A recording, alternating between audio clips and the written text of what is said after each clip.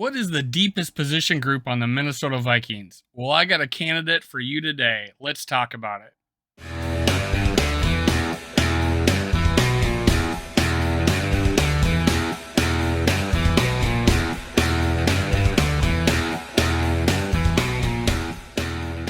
Welcome to Minnesota Sports Talk. I'm your host, David Chelsky. You can follow me on Twitter at ScoWorld and at MN Sports Podcast. Now, if you could, go down below, click like, click subscribe, heck, even ring the bell. That'll help me keep more Minnesota sports content on the interwebs. Let's get started.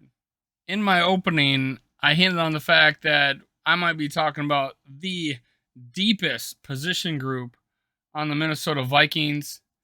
I'm not kidding, folks. The wide receiver core may be the deepest position group on the Minnesota Vikings roster. I think it might be as the deepest receiver core we've had since the 98-99 seasons, back when we were 3 deep, led by Randy Moss and Chris Carter. Now, I'm not doing too much of a particular order. I'm talking about maybe the guys you don't know as much first, leading up to the guys you do know. The first guy I'm going to talk about is Tristan Jackson. Now, I've watched video on these guys, but you don't know much about them. I don't know much about them, so it's good to read their write-ups, and I'll do that on the air. I'm going to only do that for the guys you really don't know. Tristan Jackson, height 6'1", weight 191 pounds, arms 32.5 inches, hands 9 3/4. Pretty good size hands, arms pretty average. 6'1", decent height for a receiver. College he went to was Syracuse, age 24 currently. He ran the 40-yard dash in a 4.5, a broad jump of 117, close to 10 feet. Vertical, 36 inches, pretty good. Now, Tristan, Jackson signed with the Los Angeles Rams after going undrafted out of Syracuse in 2020. Jackson spent the entire year on the active 53-man roster, but did not participate during the season. The West Bloomfield, Michigan native transferred from Michigan State to Syracuse in 2018, and in 13 games for the Orange, he caught 69 passes for 1,050 yards and 12 touchdowns. Jackson's most notable season at Syracuse came during his junior season when he set the record for the most receiving yards recorded by a junior, 1,023 in program history. In 2019, Jackson was also named to the All-ACC second team, ranking 6th in the conference in receiving yards, 5th in yards per catch, 15.5 yards, and 5th in receiving yards per game, 85.3. Jackson is a cousin with former Cleveland Browns and New York Jets wide receiver Braylon Edwards. Now, Tristan Jackson did have an impressive season at Syracuse. I always worry about the level of competition in the conference. So it's hard to judge, and that's probably why he went undrafted, because he did have decent speed, decent size, decent athletic traits. Why didn't he get drafted? Now, I'm going to tell you, he's talented enough to play in the NFL. And there's a potential that he could, fit on someone's practice squad and get into a game when there was injuries. The potential is there. The videos I saw is that he could catch with his hands. The body control wasn't nearly as good as you'd want it to be. I don't think his route running was crisp. I think he just was used to being better than the other team on the field when he was playing as last year at Syracuse. So Tristan Jackson, he's got a confident attitude. He actually was doing how I'm going to make the NFL type videos and had a sponsor and everything before the draft and then went undrafted. So unfortunately, that venture didn't work out for him. He really has confidence. Let's just put it that way. And that might serve him well. Hopefully his work ethic might match his confidence. That's Tristan Jackson. Another guy, Blake Proehl. He has 2 years experience, height 6'1", age 23, college East Carolina, weighed 190 pounds. He ran the 40-yard dash in 4.47. His bench was 12. Broad jump, 126. It's 10.5 feet. 4.06 three-cone drill, 7 even. Oh, sorry, 4. I got this a little messed up. So he got the 3-cone drill 7, and his shuttle is 406. So vertical 36 inches. So his measurables on his athletic ability are pretty good. I don't have a spider chart on him, but I think that he's going to be above average percentile in all those categories.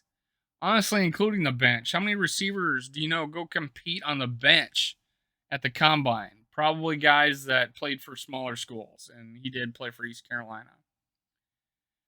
Now, here's a little bit of his write-up. Started 22 of the 31 games he played at ECU, hauling in 130 catches for 1,576 yards and 9 touchdowns. Not a lot of production. Probably didn't throw the ball a whole lot at East Carolina, honestly. Averaged 12.1 yards per carry over his career, with 16 going for 20-plus yards. If you looked at the quarterback's arm at East Carolina that he played with, you would not doubt that he's not going to have a whole lot of production. Capped career with a 24-game streak with a catch. Led ECU with 577 yards and 47 catches and 4 TDs as a junior in 9-game season with 7 starts in 2020, and had a career best 182 yards and 13 catches versus Tulane. 13 catches, 182 yards in 1 game. That was a lot of the chunk of his stats, but that shows you what he's capable of. Had 11 catches against Georgia State in 2020, along with blocking a punt and returning for a TD in the game. Actually, it was a pretty amazing block. So it kind of reminds you how Thielen broke onto the scene when he blocked that punt for a touchdown early in his career with the Vikings. Not saying he's Adam Thielen, but the play kind of reminds you of that. It's pretty neat that they would have that in common. Led the team as a sophomore in 2019 with 54 catches and 4 TDs, ranking 3rd on the Pirate crew with 670 yards, posting 100-plus yards in Old Dominion and Cincinnati. Bounced back from missing 2017 due to injury with 29 catches, 329 yards, and 1 TD in 2018. Had 14 TDs on 80 catches with 1,424 yards during prep career at Providence. So he's outstanding high school athlete with 12 of the TDs as a senior on 52 catches with 1,016 yards. Proehl is the son of former NFL wide receiver Ricky Proehl, who had 669 catches for 8,878 yards and 54 TDs with the 6 clubs, winning Super Bowl titles with St. Louis in 1999 and Indianapolis in 2006. So this guy has bloodlines. Brother Austin played at North Carolina and is currently with the LA Chargers. Austin broke into the NFL in 2018 with Buffalo. And Proehl earned a degree in ECU in December of 2020 in communications. Now, I'm talking about Blake Proehl. Watching his college video, the production wasn't there. That's why he's not drafted. The athleticism is. And I know we thought enough of him to where we kept him on the roster and put him on the, I believe we had him on the practice squad most of last year. Never got called up. Never has not played in an NFL game yet. But looking at his college video, he has a lot of body control. He has great leaping ability, and he's got great hands.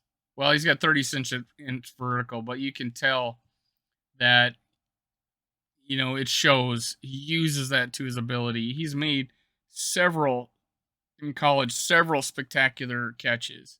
So you get to see that with Blake Proehl. So he has the athleticism. I believe he can play in the NFL, and especially when teams are going four wide now, always having three receivers on the field. There's a place for a Blake Proehl in the NFL. I think even more so than Tristan Jackson. I just think he has more qualities of the fact that I believe he has more body control. I believe he's a better route runner. I believe he's just a more football savvy and he makes pretty spectacular catches. So that my friends was Blake Proehl. Myron Mitchell, who's a UDFA for the Vikings, experience with 1 year so far. Height 6'1", age 23, weighed 185 pounds, college UAB. Practice squad, suited up for one game. He earned honorable mention All Conference USA as a junior and senior, garnering honors as a wide receiver and kick returner in 2020. Transferred to UAB in 2018 after spending 2016 and 17 at Butler Community College in Kansas. Helped UAB win the Conference USA title in COVID-shortened 2020 season with a win over Marshall on their home field in the title game, ending the season with a 6-3 mark. UAB was slated to face South Carolina in 2020 Gasparilla Bowl, but the game was canceled. Blazers went 9-5 in 2019, falling to Florida Atlantic in the Conference USA championship game and lost to New Orleans in to Appalachian State. As junior in 2019, he scored 4 receiving TDs and 1 on a 98-yard kick return versus Alabama State in the season opener, his first game for UAB. Held Butler rank as high as number 7 nationally in 2017, going 8-3 that season and 7-5 in 2016. Averaged over 16 yards per catch as a senior at Jasper, Alabama, with 11 TDs to rank as the number 49 player in the state by Max Prep. Played for Jasper High Vikings and same mascot as in the NFL. So Myron Mitchell actually was thought well enough that we brought him up for one game. Now, I can see why we have him on the roster again, decent size. He is a little fire plug.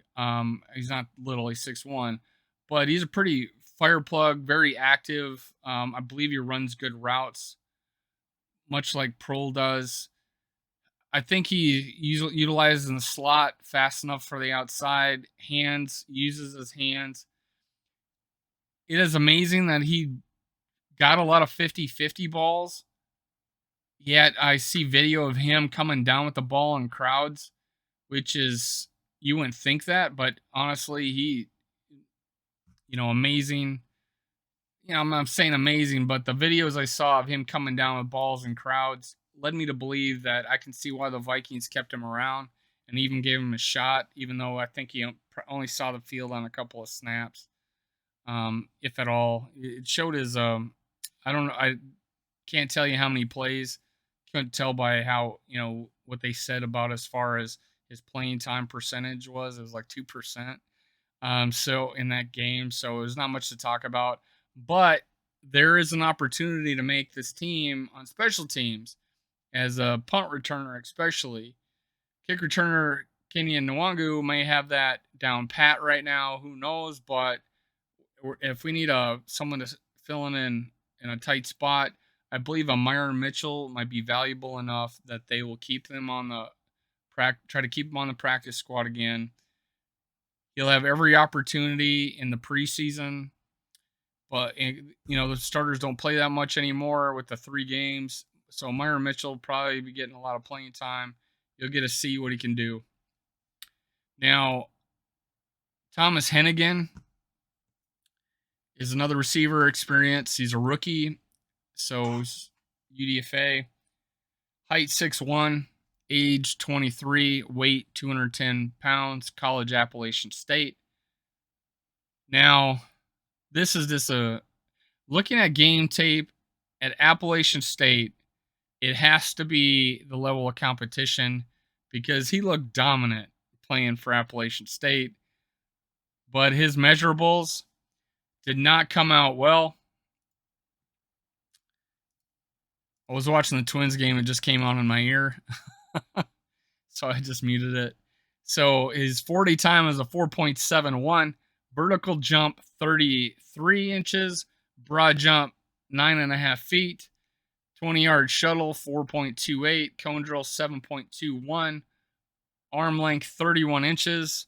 Bench, 12. Vertical, 33.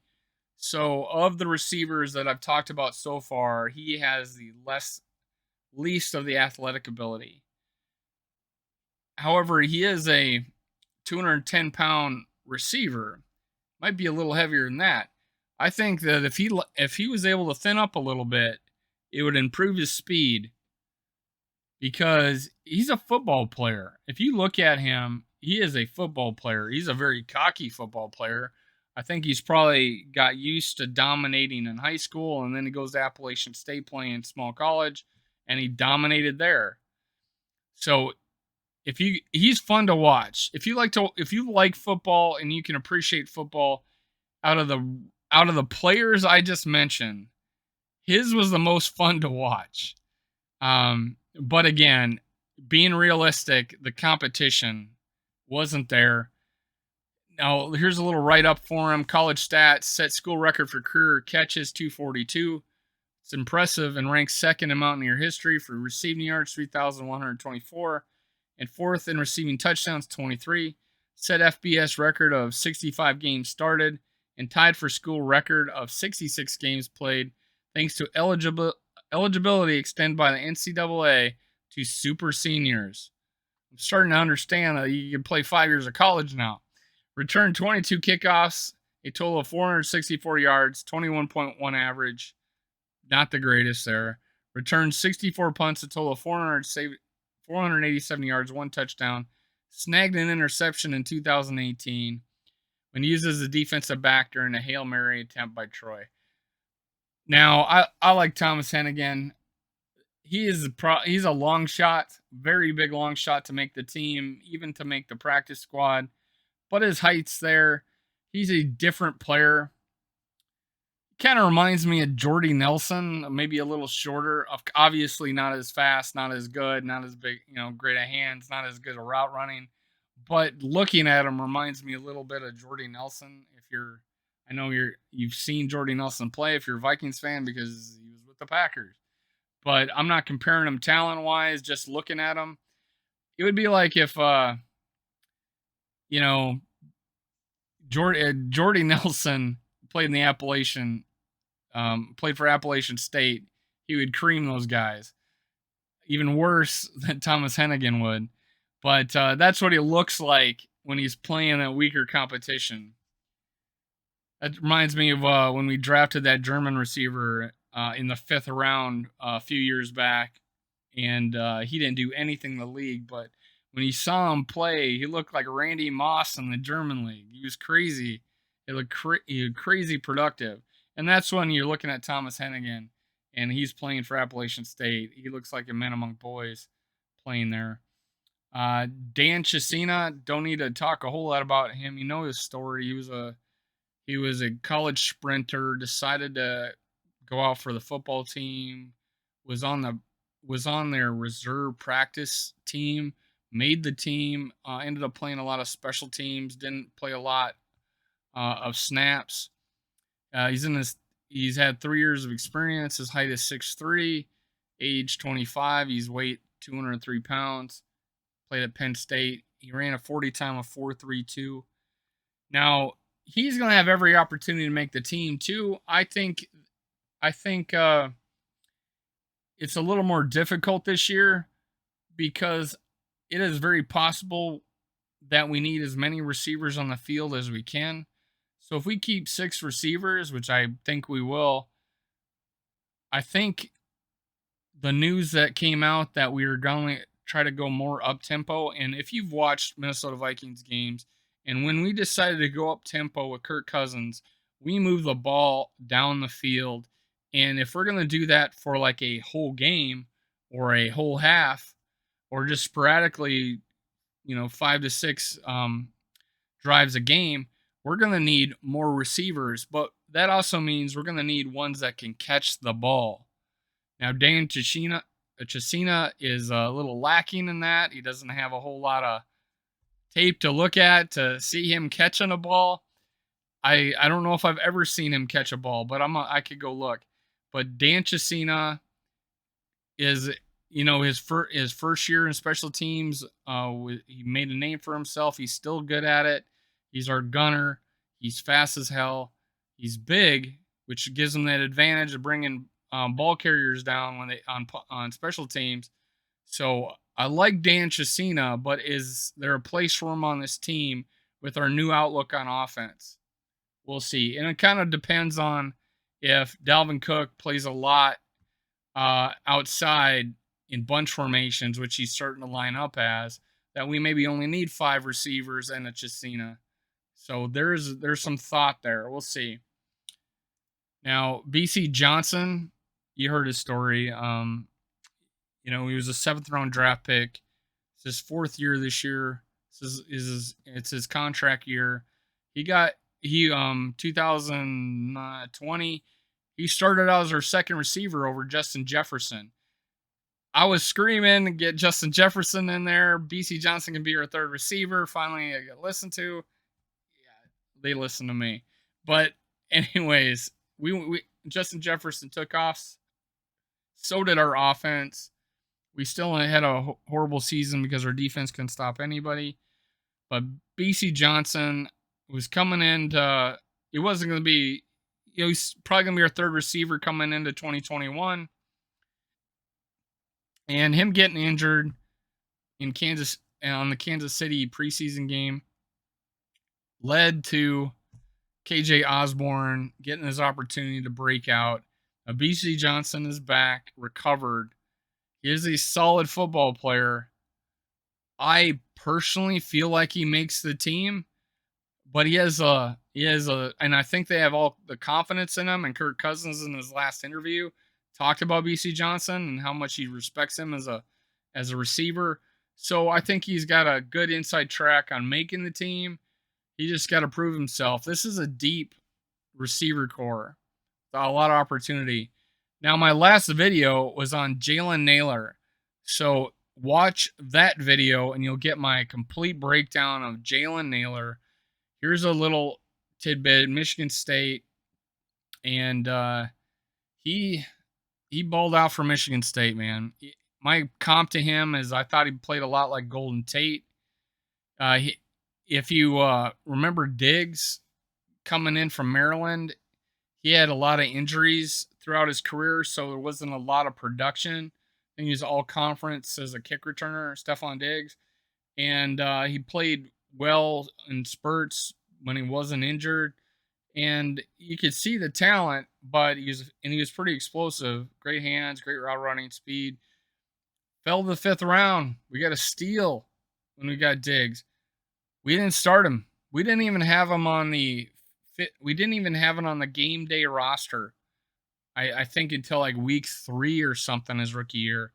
So now that we do not have Zimmer, we may not have that problem anymore. Just like we didn't start Justin Jefferson in week 2020. That's been my biggest complaint of Zimmer in the past, is that he didn't play rookies. Don't play him no matter how good they are. He wouldn't have played Randy Moss. Or Adrian Peterson. In fact, Adrian Peterson didn't start the first couple games of the season. We go 8-8, don't make the playoffs. So I don't know what's with previous Viking head coaches that don't like to play rookies. Well, Jalen Nailor was not going to have that problem. He, much like Diggs, he was a return guy. I think this guy's 19-20 yards per punt return. Yes, punt returns. Imagine if we get 15 yards a punt returner. Hell, even 12 out of this guy. And that punt return job is open for business. And Jalen Nailor can make a name for himself as the punt returner. His nickname is Speedy. He's been clocked in 4.39, I believe. However, at the combine, he was 4.47. The video I saw, he was 4.47. Now, he's a good route runner, great body control, and catches with his hands. His hands were like 9 even. But Jalen Nailor, you do not see a lot of jump balls, but he has a 38-inch vertical.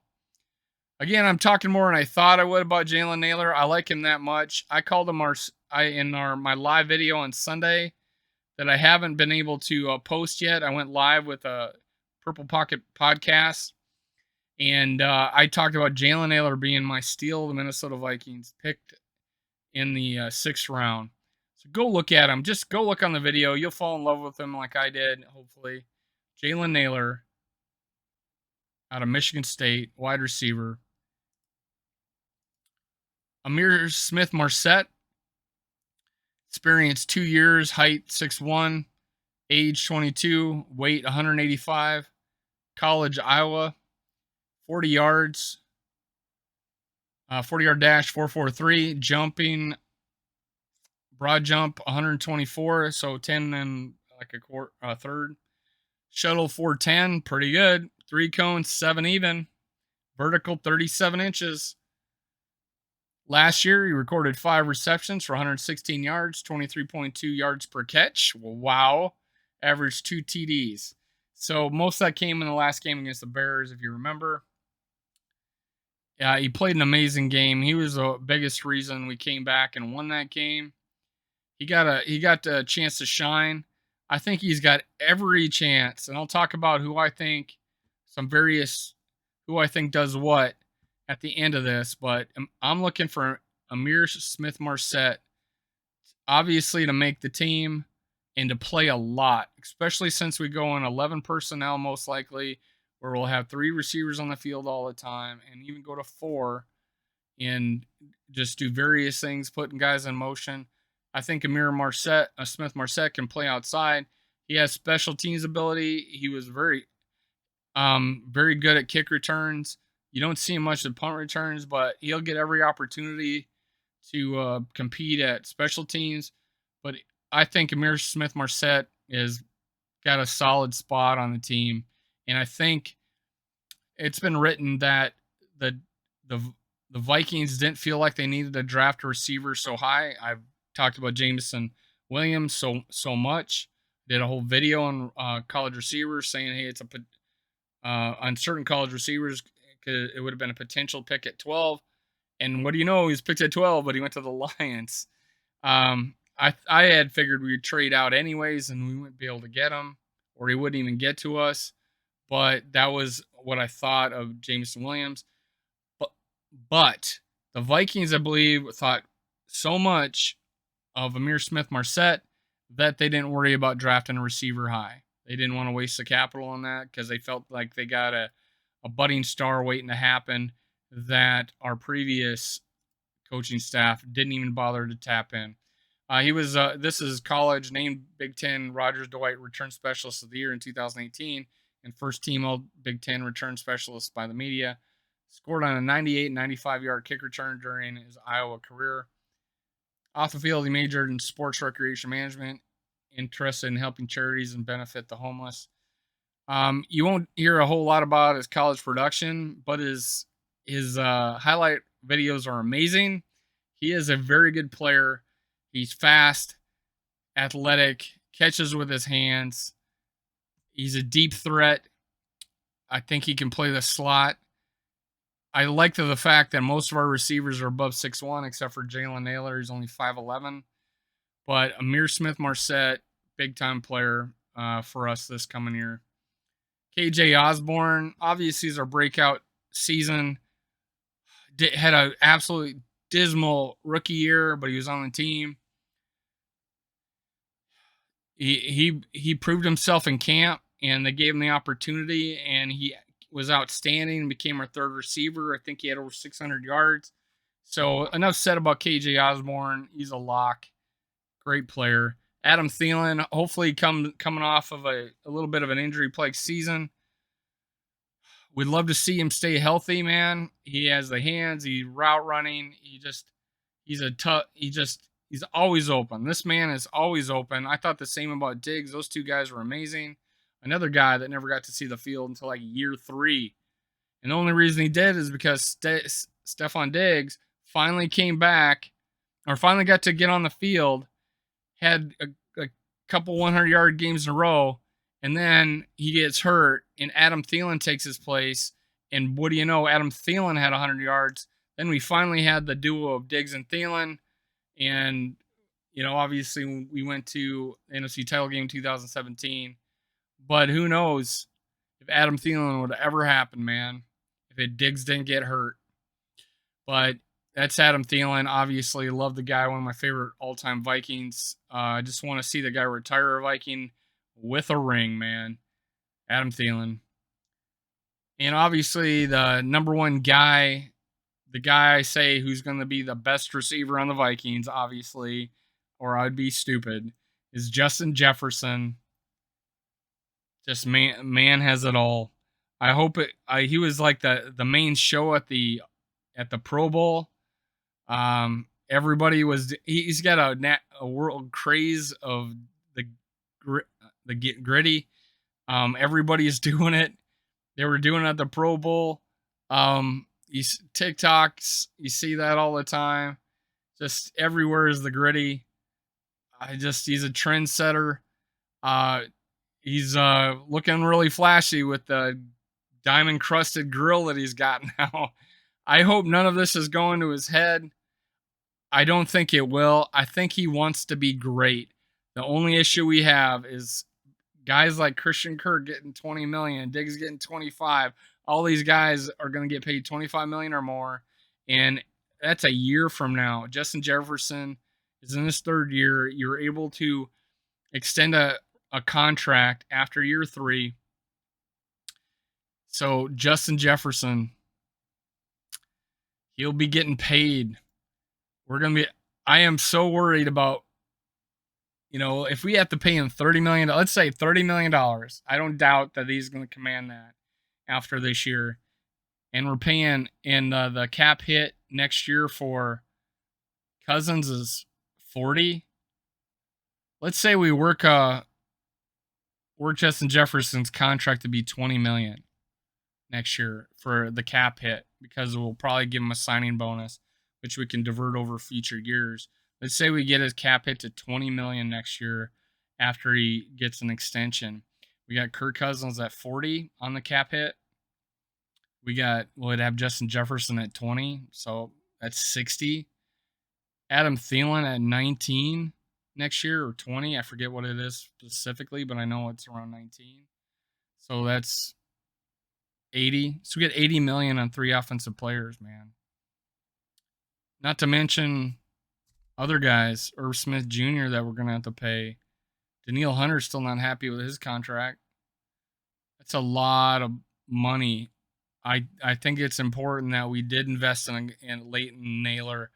Maybe next year we might even have to invest a little, an earlier pick on a receiver, because Thielen long in the tooth and getting paid too much for his ability currently, because of his ability to be on the field.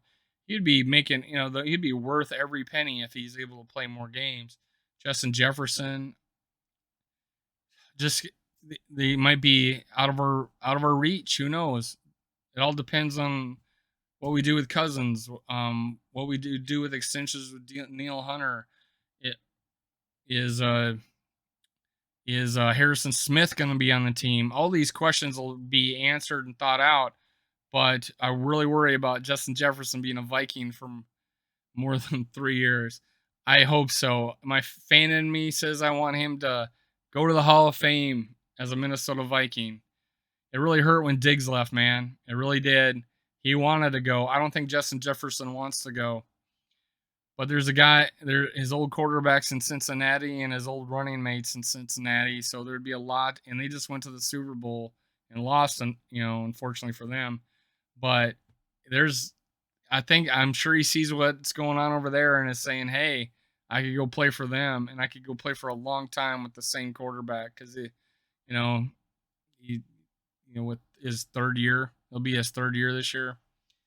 So, anyways, So Justin Jefferson obviously is great. Got a little downer there. I'm a little worried, but I'm just gonna enjoy this season. Enjoy Justin Jefferson one more year. Yeah, I'm sure we'll extend his a rookie contract. We could, if we don't do anything, we could keep the guy for 5 years, unless he holds out, and that's what I worry about. Justin Jefferson, best player of this group.